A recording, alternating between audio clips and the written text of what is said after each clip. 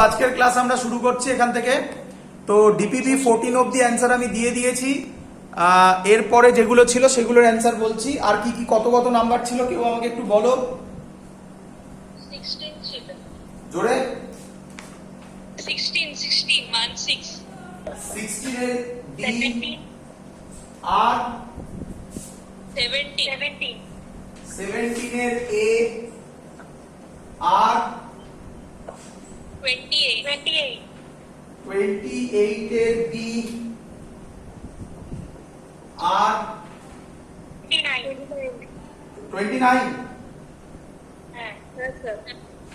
29 এর সি আর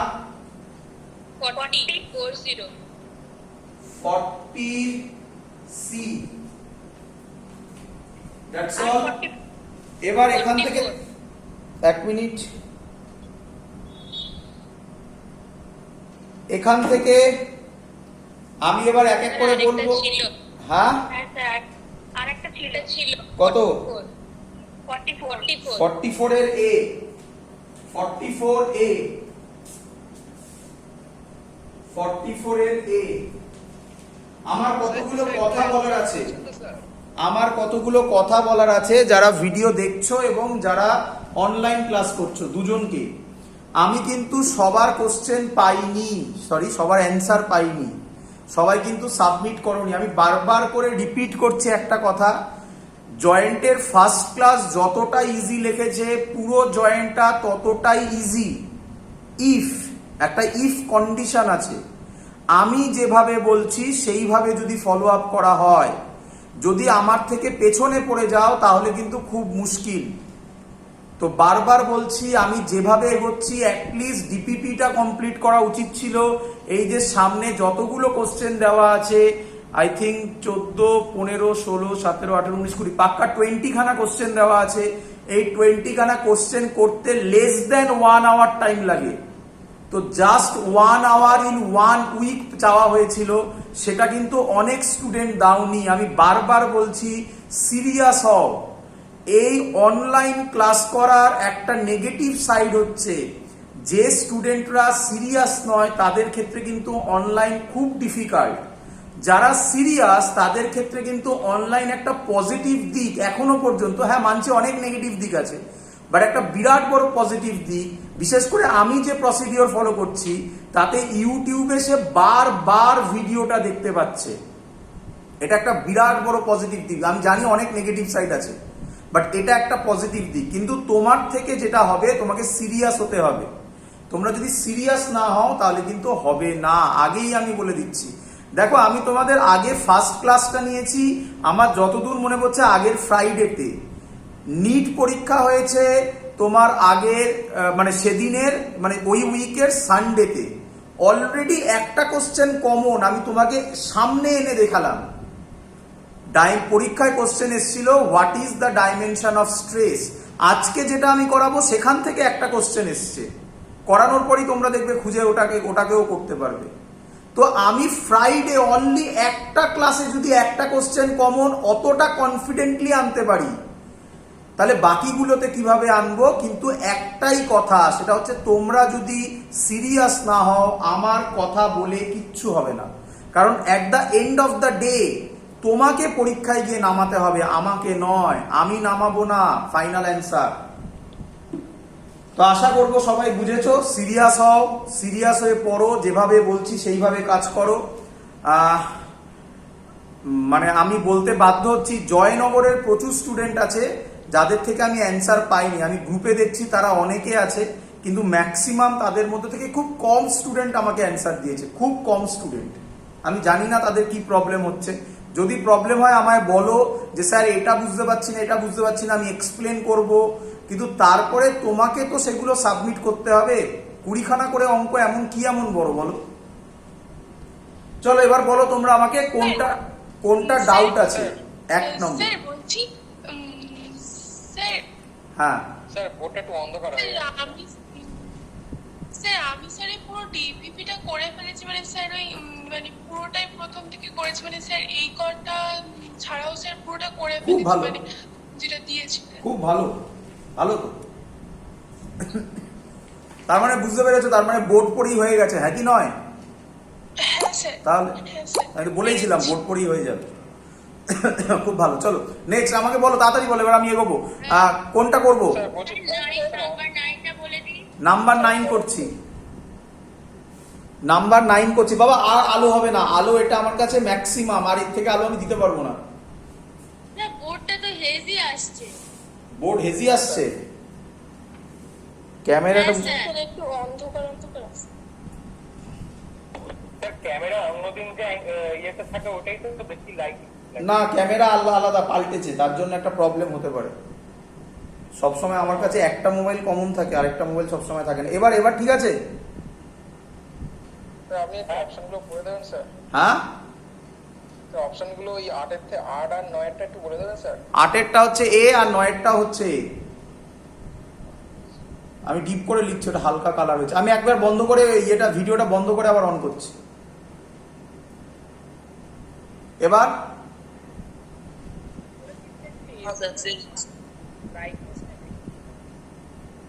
এবার স্যার ক্যামেরাটাকে যদি একটু বোর্ডের সামনে নিয়ে যাওয়া যায়, মানে একটু সাইড লাগছে, একটু সামনে নিয়ে যদি আরেকটু ফোকাস করা যায় তাহলে বোধ হয় হেভিনেসটা কমবে।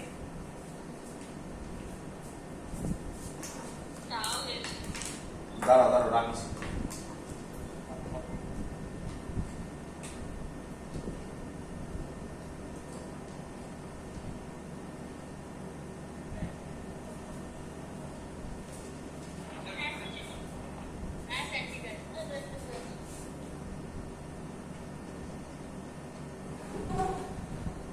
এবার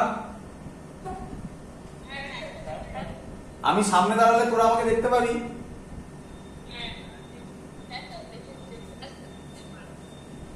আমি গিয়ে দাঁড়াচ্ছি, বলবি দেখা যাচ্ছে কিনা। দেখা যাচ্ছে?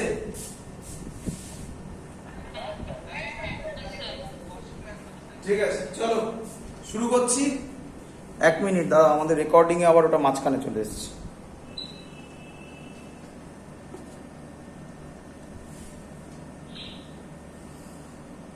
চলো কত নম্বর করব? DPP number 9। 9 এর কোশ্চেন ছিল, ও 9 এর কোশ্চেন কেন? 9 তো ইজি ছিল বাবা। বলেছে power, surface tension and Planck's constant are arranged so that dimensions of time in their dimensional formula are in ascending order। মানে তোমাকে সবকটা ডাইমেনশন বার করতে হবে, তোমাকে সবকটা ডাইমেনশন বার করতে হবে। কার কার? পাওয়ারের ডাইমেনশন, কেউ আমায় বলবে পাওয়ারের dimension?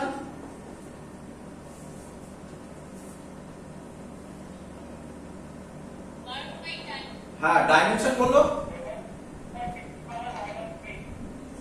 Work done by time মানে m l square t to the power -3। Then surface tension, surface tension formula force by length, এটা জানো নাকি? এবার ওই চারটা দেখবে, ml t to the power -2 by l, তাহলে হবে m t to the power -2। আর হচ্ছে আরেকটা কি ছিল? Planks constant,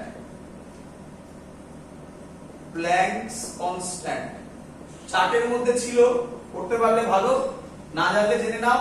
h is equal to h nu, তাহলে h হচ্ছে energy, is equal to h nu, তাহলে h হচ্ছে energy by frequency. Frequency energy মানে m l square t to the power -2 মানে ওয়ার্ক ডানের যা ডাইমেনশন তাই। ফ্রিকোয়েন্সি মানে t to the power -1, তাহলে হবে m l স্কয়ার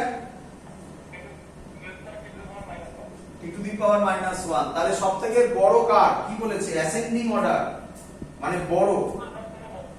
কার সবথেকে বড়? h, তারপরে সারফেস টেনশন, তারপরে পাওয়ার। কত অপশন?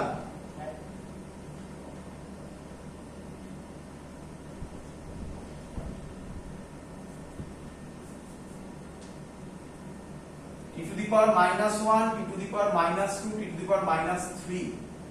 বড় তো t to the power -1।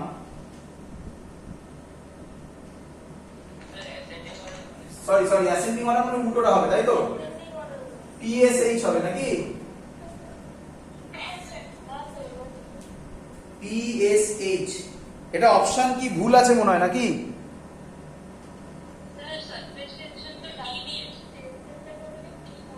O surface tension মানে ওখানে টি ধরেছে আর কি।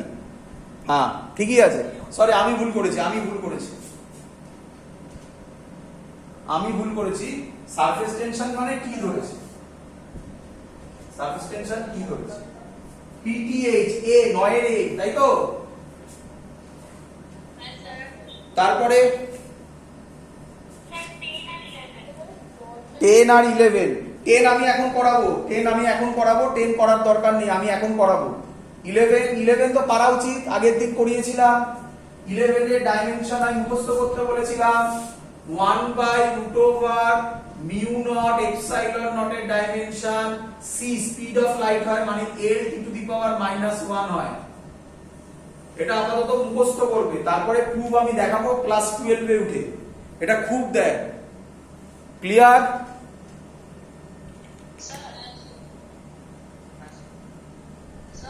শুনতে পাচ্ছি।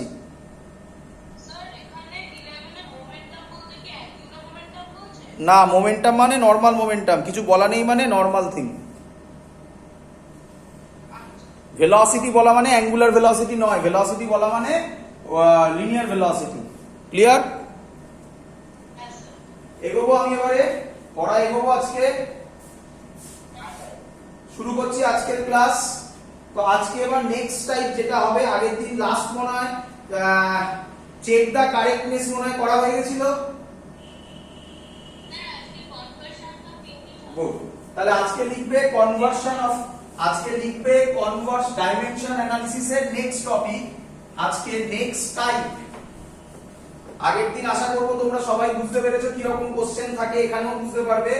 Conversion of units.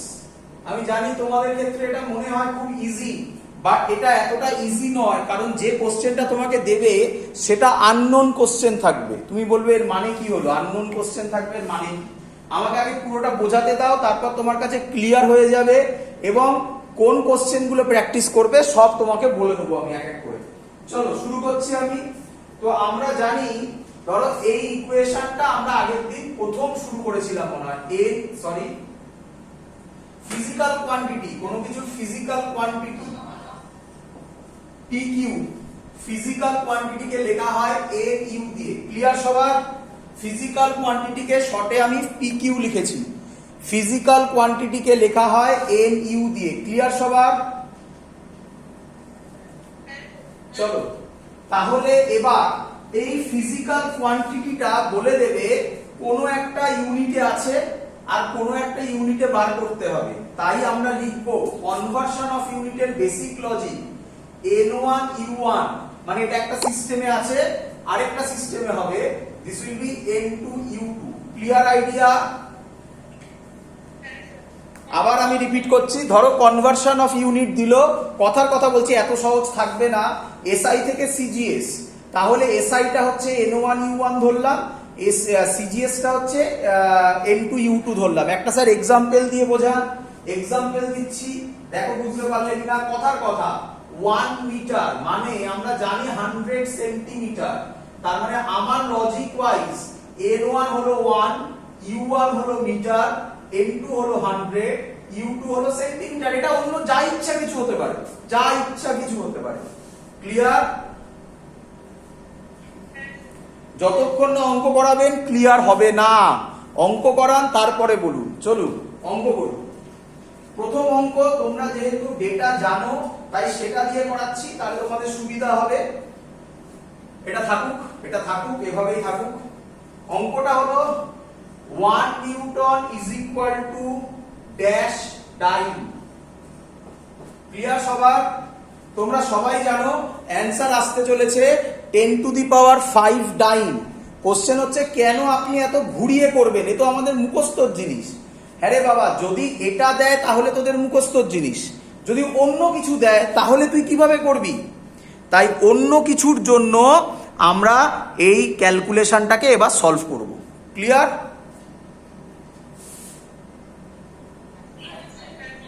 চলো চলো, এটা জানা, তাহলে আমার যদি 10 টু দি পাওয়ার 5 বেরোয় তাহলে আমি বুঝবো আমি ঠিক করেছি। কিভাবে করব? বোর্ডের ক্লাস আমি যখন করিয়েছিলাম যা করিয়েছি তাই, কোনো আলাদা লজিক আসছে না। কি করব? আমি লিখবো, যারা বোর্ডের ক্লাস করেছে তাদের হয়তো ডাউট হতে পারে, তাদের হয়তো বোর্ড লাগতে পারে এই কোশ্চেনটা, কারণ এটা এতটা ইজি। n1 থাকবে আমার, আমি এরকম লিখে নেব একটা n1 u1 এর, আচ্ছা এখানে লিখে দিই, শুরু করছি অঙ্ক এখান থেকে। n1 u1 sir শিখিয়েছিল n2 u2, পরে আমি আগে লিখছি n1 মানে হচ্ছে আমার এই সামনের ভ্যালুটা 1। ক্লিয়ার সবার? আচ্ছা, এবার ভাবতে হবে 1 newton is equal to dash time, এটা কিসের ডাইমেনশন, এটা তোমাকে জাজ করতে হবে। কিসের? ফোর্সের ডাইমেনশন। তাহলে m l square, sorry m l t to the power -2। Clear সবার? তাহলে আমি এখানে লিখব m1 l1 মেকানিক্যাল কাজ t1 টু দি পাওয়ার -2। বলো বুঝলে কিনা? এটাই লিখব m2, করতে দাও কোশ্চেন মার্ক, এটাই আমি বার করব m2 l2 t2 two the power -2। এটা সিজিএস এ আছে, সরি এসআই তে আছে। তাহলে নিউটন মানে m1 হবে 1 কেজি, l1 হবে 1 মিটার, t1 হবে 1 সেকেন্ড।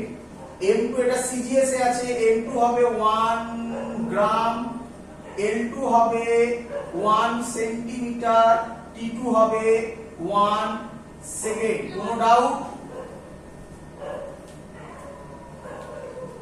কোনো ডাউট?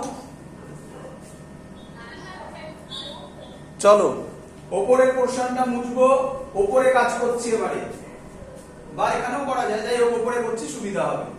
এবার মুছে দিলাম এটা, ওপরে করছি। স্যার শিখিয়েছে লিখতে n1 u1 is equal two n2 u2।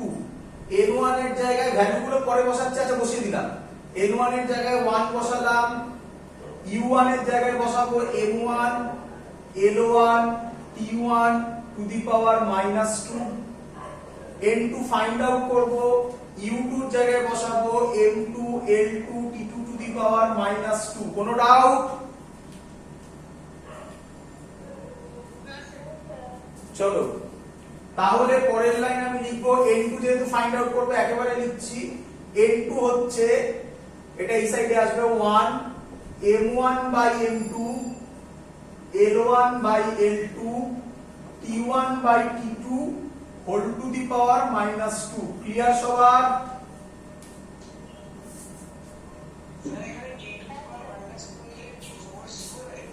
হ্যাঁ এই তো এখানে লেখা আছে, এখানে লিখেছি, এই তো এখানে লেখা আছে। আগে তোমাকে খুঁজে নিতে হবে যে কিসের ডাইমেনশন করতে দিয়েছে। তোমাকে যখন কিছু দেবে, ধরো কথার কথা বলছি, এগুলো তো জানা জিনিস, এরপরে তোমাকে অজানা জিনিস দেবে, যা ইচ্ছা একটা কিছু দিয়ে দিল, তখন তুমি কিভাবে করবে? তখন তোমাকে যেটা ফাইন্ড আউট করতেই হবে। কি ফাইন্ড আউট করতে হবে?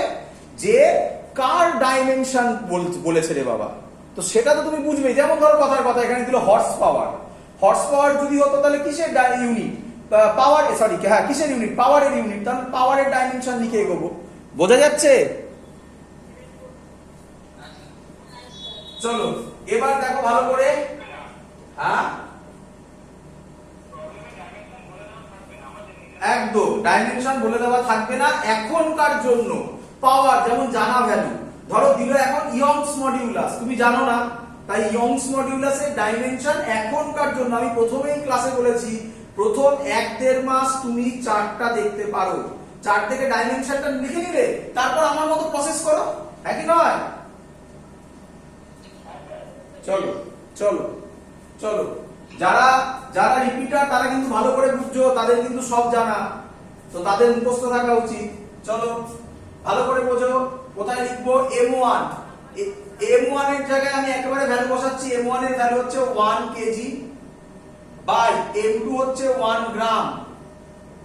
ভালো করে বুঝবে, l1 আছে হচ্ছে গিয়ে 1 মিটার, l2 হচ্ছে গিয়ে 1 সেন্টিমিটার, T1 তো ভদ্রলোক 1 second by 1 second to the power -2। কোনো ডাউট? কোনো ডাউট? চলো, আমার বোর্ডে আবার জায়গা কম পড়েছে, তাই আমি এটা মুছে দিলাম। তোমাদের মনে থাকবে 1 newton is equal to dash dyne. এটা আমি মুছতে চাইছি না, থাকুক, এটা তলায় করুন, ওটা থাকুক। এবার এদিকে দেখো, এর পরের লাইন এটা করছি, n2 1। এবার ভালো করে ভাবো, একদম ইজি জিনিস, ভালো করে ভাবো। তুমি কিসে কনভার্ট করতে চাইছো? এটা এসআই, এটা সিজিএস, কিসে কনভার্ট করতে চাইছো? আবার এরকম নয়, এরকম নয়, একদম সিজিএস এরকম এই বলবে ইউনিটটা কি। সিজিএস এরকমও পরীক্ষায় দেবে, এবং পরীক্ষায় যেটা কঠিন কোশ্চেন হবে সেটা তখন দেবে এমন একটা ইউনিট যেটা মিক্সচার অফ এসআই আর সিজিএস। ভয় পাওয়ার কিচ্ছু নেই, তুমি তখন এখানে লিখবে নিউ সিস্টেম।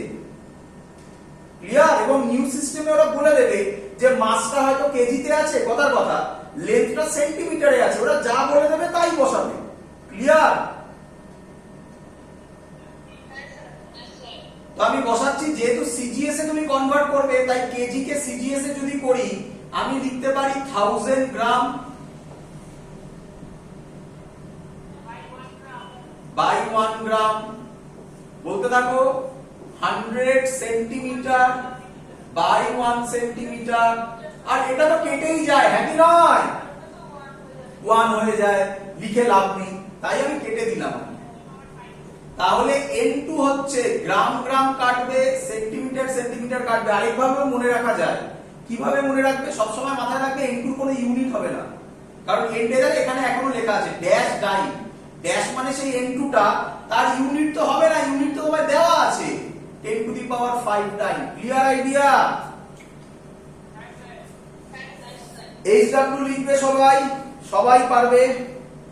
HW লিখবে ইয়েতে, কি নাম ওটা, ডিপিপি তে যদি কিছু থাকে, ডিপিপি তে মনে হয় একটু কম আছে, যেখান থেকে মেনলি আছে সেটা লিখবে। পেজ 25, পেজ 25, 19, 22, 23 বুকসে 19, 22, 23 পেজ 25 এ করে ফেলবে। Clear idea? হ্যাঁ, আমি যেটা পাঠিয়েছি তার মধ্যেই সব আছে। এটা হচ্ছে বইয়ের, মানে রিহার্সাল এ আর বি, ওর মধ্যে পেজ 25 দেখবে উইথ পেজ আছে। বাবা বই কারোর কাছে নেই, যাদের কাছে বই নেই খুব কম, যারা আমার কাছে একদম প্রথম থেকে ক্লাস করছে, যারা রিপিটার, একমাত্র তাদের কাছেই মনে হয় বই আছে, আর বাকি কারোর কাছে বই নেই। আমি তাদেরকে পিডিএফ করে সবাইকে পাঠিয়েছি। কি নাম? কি নাম? বোর্ড গ্রুপে আছো? বাবা কি করে হতে পারে? আমি তো গ্রুপে পাঠিয়েছি, গ্রুপে। আমি ইন্ডিভিজুয়াল কাউকে পাঠাইনি, গ্রুপে পাঠিয়েছি, গ্রুপে। দেখে নাও, আমার ক্লাস হয়ে গেলে কেউ একজন তোমাদের মধ্যে একবার গ্রুপে ওটা রিপোস্ট করে দিও, কেউ একজন গ্রুপে ওটা রিপোস্ট করে দিও। চলো পরের অঙ্কে আসো। নেক্সট, খুব ইম্পর্টেন্ট জিনিস, এবারে যে অঙ্কটা আমরা করছি সেটার নাম হচ্ছে ডিরাইভিং the relation between physical quantities. ডিরাইভিং এর আরেকটা টাইপ, ডিরাইভিং দ্য রিলেশন বিটুইন, শর্টে লিখলাম বিটুইন ফিজিক্যাল কোয়ান্টিটিস। আমি শর্টে লিখলাম ফিজিক্যাল কোয়ান্টিটিস মানে পিকিউ, শর্টে লিখলাম। তো এখন তার মানে বুঝবে না, এবার মানে বুঝতে পারবে। ভালো করে শোনো, আমি তোমাদের জানার জিনিসটা দিয়েই করব। এদিকে তাকাও, এদিকে তাকাও, ভালো করে বোঝো। তোমরা আগের দিনের ভিডিও দেখবে, তাতে এই ফর্মুলাটা প্রুফ করেছিলে, হ্যাঁ কি না? প্রুফ নয়, চেক দ্য কারেক্টনেস করেছিলে সবাই, ক্লিয়ার? চলো এবার কোশ্চেন হচ্ছে, এই যে ফর্মুলাটা এলো, এই ফর্মুলা ওয়াইজ এটা লেখা আছে L two the power root মানে তোমরা জানো হাফ, নাকি? রুট মানে তাকে হাফ বলে, পাওয়ারে হাফ বলে, আর জি টু দি পাওয়ারও হাফ। কোশ্চেন হলে এটা এলো কোথা থেকে? তো আমি জানা ভ্যালু দিয়ে করছি, দেখো কিভাবে আসবে। তো তোমাকে পরীক্ষায় কোশ্চেনটা কিরকম দেবে? কোশ্চেনটা এরকম দেবে, যা ইচ্ছা বলতে পারে, আমি এটাকে ধরে করছি। প্রথমেই বলে রাখি, যে ডাইমেনশন আমি শেখাচ্ছি তার ড্রব্যাক, এই 2 পাই কেন এসছে এটা বলতে পারবে না। তোমরা তো জানো, এটা নিয়ে আমি আগেও কথা বলেছি, কারণ এটা একটা কনস্ট্যান্ট, এর ডাইমেনশন বলা যায় না। আমি ভুল বললাম মনে হয়, আমি এটাও শিখিয়েছিলাম আগের দিন, বইতে লেখা আছে কনস্ট্যান্টের ডাইমেনশন হয় না, কিন্তু আমরা কি করব, নিউমেরিক কনস্ট্যান্টের ডাইমেনশন হয় না। এটা কনস্ট্যান্ট না নিউমেরিক কনস্ট্যান্ট? তাহলে কেউ যদি তোমাকে এই জায়গায় 3 পাই লিখে দেয়, তুমি বলতে পারবে না যে এটা 3 পাই হবে না, হ্যাঁ কি নয়? বাট এটা বাদ দিয়ে আমরা বাকিটা পেয়ে যাব। কেউ যদি আমাকে বলে t is equal to root over lg, বা কেউ আমাকে যদি বলে t is equal to l square g to the power half, সেগুলো আমি পেয়ে যাব। এগুলো আমি বলতে পারবো কি ঘটনা ঘটবে। ক্লিয়ার?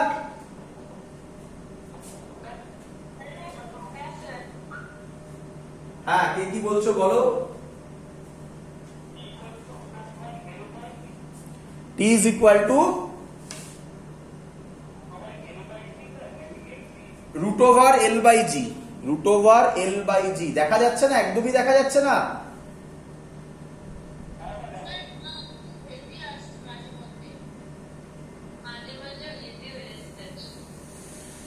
একটু ওয়েট করো তাহলে।